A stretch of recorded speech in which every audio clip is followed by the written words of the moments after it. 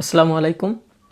ত্রয়োদশ জাতীয় সংসদ নির্বাচনের পরই আমাদের দেশে সাম্প্রতিক সময়ে শ্যাডো ক্যাবিনেট বা ছায়া মন্ত্রিসভা নামে একটি টার্ম আলোচিত হচ্ছে। ইতোমধ্যে 11 দলীয় জোট যারা বিরোধী দল হিসেবে সংসদে যাচ্ছেন তারা ইতিমধ্যে ঘোষণা দিয়েছেন যে তারা ছায়া মন্ত্রিসভা গঠন করবে। তো এই টার্মটা আমাদের দেশে কিছুটা অপরিচিত। তো আজকে আমরা জানবো ছায়া মন্ত্রিসভা বা শ্যাডো ক্যাবিনেট আসলে কি, এটার উৎপত্তি কোথায়, এটা কিভাবে কাজ করে এবং এটা কিভাবে গঠিত হবে, এবং ছায়া মন্ত্রী যারা হবে তারা হচ্ছে বেতন পাবে কিনা, এবং পৃথিবীর কোন কোন দেশে কিভাবে ছায়া মন্ত্রিসভা কাজ করতেছে। তো আমরা শুরুতেই দেখি যে আসলে ছায়া মন্ত্রিসভাটা আসলে কি। ছায়া মন্ত্রিসভা যদি আমরা সহজে বলি যে সরকারি দল যখন সংসদে যাবে তারা একটা ক্যাবিনেট ফর্ম করবে।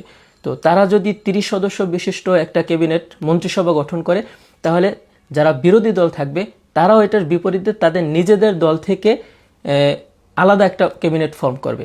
যেমন সরকারি দল হচ্ছে একজনকে শিক্ষামন্ত্রী বানালো, তো বিরোধী দলও হচ্ছে তাদের পক্ষ থেকে একজনকে শিক্ষামন্ত্রী হিসেবে সেট করবে এবং তার নাম থাকবে হচ্ছে ছায়া শিক্ষামন্ত্রী।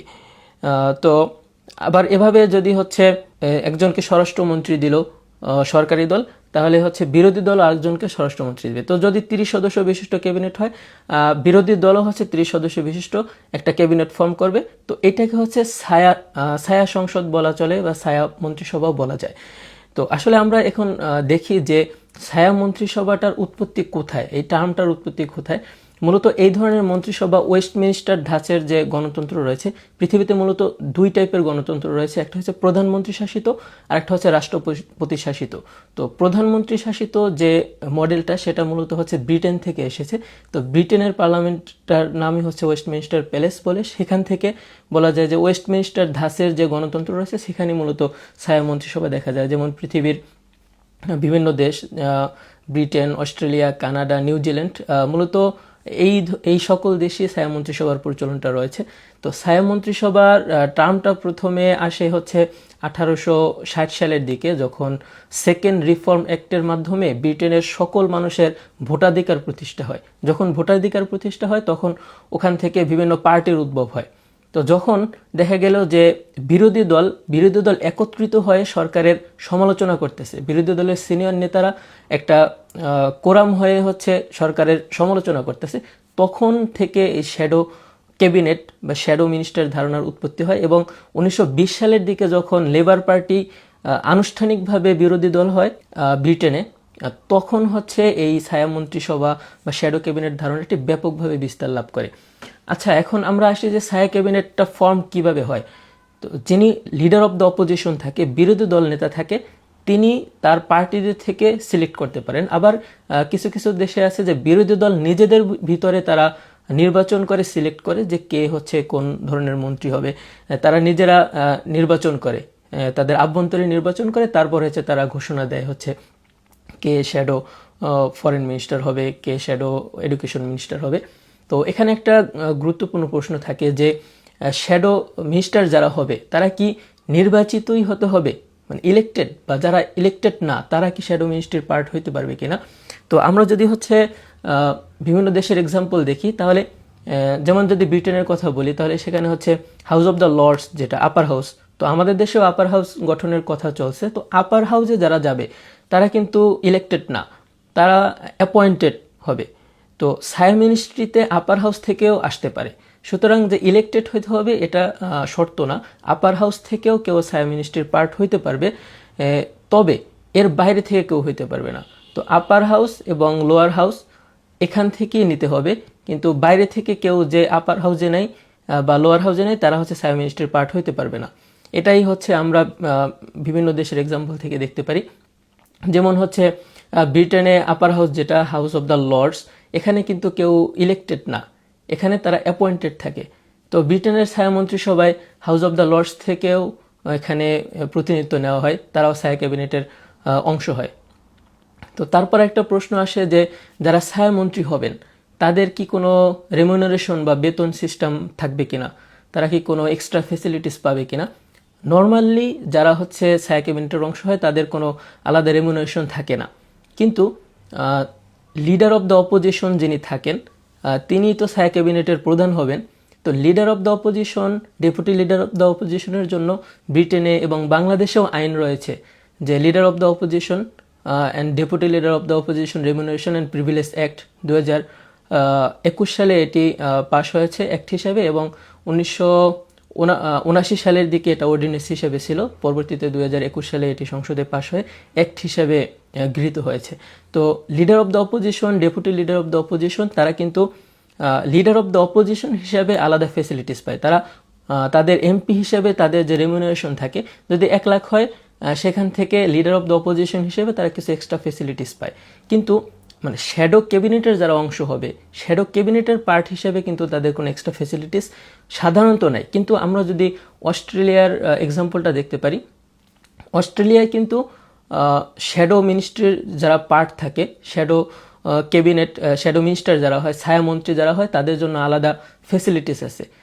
যে তাদের যে রেমুনারেশন, এমপি হিসেবে যে রেমুনারেশন, তার থেকে তারা এক্সট্রা 20 থেকে 25% শ্যাডো মিনিস্ট্রির পার্ট হিসেবে পায়, যেটা আবার ব্রিটেনে নেই। তো আমরা এখানে দুইটা এক্সাম্পলে দেখতে পারি যে সাধারণত শ্যাডো মিনিস্টার যারা হয়, ছায়ামন্ত্রী যারা হয়, তাদের আসলে কোনো রেমুনারেশন থাকে না। কিন্তু অস্ট্রেলিয়ার এক্সাম্পল হিসাবে দেখলে ওখানে রেমুনারেশন ট্রাইব্যুনাল, সেখানে তাদেরকে যারা শ্যাডো ছায়ামন্ত্রী হয়, তাদের নর্মাল যে পে স্কেল, সেখান থেকে তারা 20 থেকে 25% বেশি পায়। তো 25% যারা হচ্ছে পূর্ণ ছায়ামন্ত্রী হবে তারা, এবং 20% যারা হচ্ছে উপছায়ামন্ত্রী হবে, তারা হচ্ছে তাদের এক্সট্রা 25% তাদের স্যালারি থেকে বেশি পাবে। তো বাংলাদেশে যেহেতু অর্থ সংকট রয়েছে এবং এবারই প্রথম, তো সেখানে আসলে ছায়ামন্ত্রীদের আলাদা রেমিউনারেশন থাকার প্রশ্ন আপাতত আসতেছে না। তো আমরা হচ্ছে এখন দেখতে পারি যে আমাদের এক্সাম্পল কি আছে আমাদের সামনে পৃথিবীতে। আমরা অলরেডি আলোচনা করেছি যে ব্রিটেনে আছে, নিউজিল্যান্ডে, অস্ট্রেলিয়া আছে। যেমন ব্রিটেনে হচ্ছে 2024 সালের ইলেকশনের পরে সেখানের কনজারভেটিভ পার্টির লিডার কেমি বেডেনকে নেতৃত্বে কিন্তু ছায়া ক্যাবিনেট আছে। তো আমরা যদি ওখানে দেখি যে প্রীতি প্যাটেল, সে হচ্ছে শ্যাডো পররাষ্ট্রমন্ত্রী, তারপরে মেলি straight shadow chancellor of the Exchequer, মানে ছায়া অর্থমন্ত্রী। তো আপনারা যদি হচ্ছে সার্চ দেন যে মেলিস্ট্রেট লিখে সার্চ দিলে আপনি কিন্তু তার সাথে এটাও দেখবেন যে সে হচ্ছে মানে serves as a shadow chancellor of the Exchequer, মানে হচ্ছে সে ছায়া অর্থমন্ত্রী হিসেবে আছে। তারপরে আবার জেমস ক্লেভারি আছে ছায়া স্বাস্থ্যমন্ত্রী হিসেবে। এটা হচ্ছে বর্তমানে ব্রিটেনে লেবার পার্টি ক্ষমতায় রয়েছে, তো কনজারভেটিভ পার্টি হচ্ছে তারা একটা ছায়া ক্যাবিনেট ফর্ম করছে। আবার অস্ট্রেলিয়ায় 2026 সালের নির্বাচনের পরে লিবারেল ন্যাশনাল কোয়ালিশনের নেতৃত্বে ছায়া মিনিস্ট্রি আছে।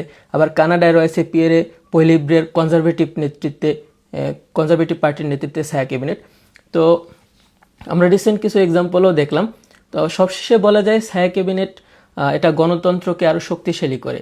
যারা সরকারি দল হিসেবে থাকে তাদেরকে একটা রেগুলার ক্রিটিক করে, তাদেরকে সমালোচনা করে।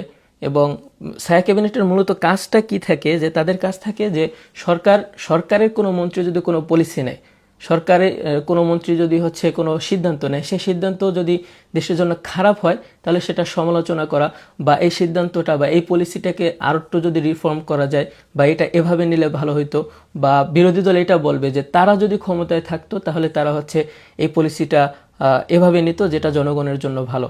যেমন হচ্ছে শিক্ষামন্ত্রী কোনো একটা পলিসি নিল, তাহলে যে ছায়া শিক্ষামন্ত্রী থাকবে সে সংসদে দাঁড়িয়ে এটার বিরোধিতা করবে, বা সংসদের বাইরেও সে বিরোধিতা করতে পারে যে হচ্ছে এই পলিসিটা এমন না, এই পলিসিটা একটু এভাবে নিলে ভালো হইতো। বা কোনো একটা বাজেট নিল, তাহলে সে দেখাইলো যে হচ্ছে এই বাজেটটা আরও কম হইতে পারতো, বা এই বাজেটটা একটু আর বেশি দরকার। তো এই ধরনের সমালোচনা করা। এবং ছায়া মন্ত্রিসভাকে মূলত বলা হয় গভর্নমেন্ট ইন ওয়েটিং, মানে হচ্ছে যদি কোনো কারণে সরকার ফল করে, তাহলে তারা ক্ষমতা নেওয়ার জন্য তারা পারফেক্ট এবং তাদের সেই ক্যাপাসিটি আছে।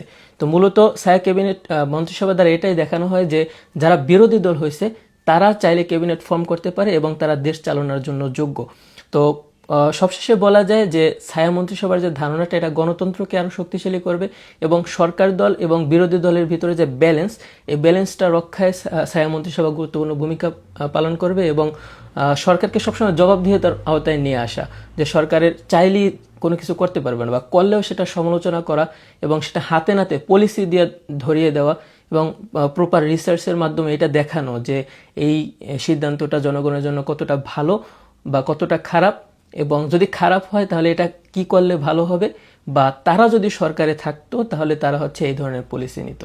তো আশা করি আজকের ভিডিওর মাধ্যমে কিছুটা হলেও আপনাদের কাছে ক্লিয়ার হয়েছে যে ছায়া মন্ত্রিসভা কীভাবে কাজ করে, কীভাবে গঠন হয় এবং এটার প্রপার প্রসিডিওর কী গঠন করার। সবাইকে ধন্যবাদ।